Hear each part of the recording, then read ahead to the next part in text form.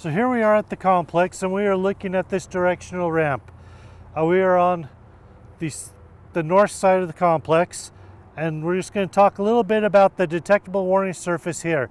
So if we jump to your C170 form, and we can just walk through the C170, or the detectable warning surface on the C170. You know the type, we can see it's a polymer surface. It's yellow, so it contrasts with the concrete. Then you look at your curb cut width, and our curb cut width starts here, and as you measure it around, it goes all the way around over to there. And so we will get that width. So we have a curb cut width of about 13 feet. So we can put that on there. Check to see if you're serving multiple crosswalks. You can have one that way, but we are over 8 feet regardless. Next, you have your DWS, or your detectable warning surface depth.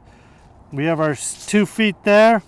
Yeah, we take our measurement right here at the bottom of the grade break, and we just measure from that joint there at the top back of curb, or the TBC, over to the DWS, and we just verify that is less than 2 inches. 1 3/4. So we're 1 3/4 inch there, so we're good there. And then you check to see if we're within 2 inches of the base of the curb cut itself.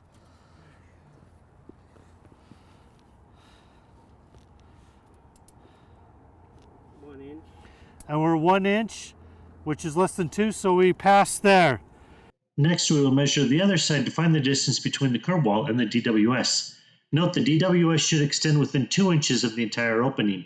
Here the measurement is 2.5 inches, so we were just over the 2-inch requirement. The DWS should have been a little longer to extend to the curb wall. Next, you check to see if there are any gaps. We only have one piece. We don't have a gap.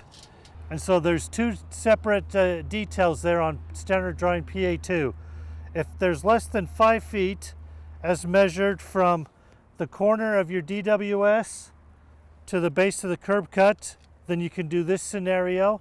Or if it's greater than 5 feet, then we need to take our DWS and we need to put it along the base of our curb cut width here. In this particular instance,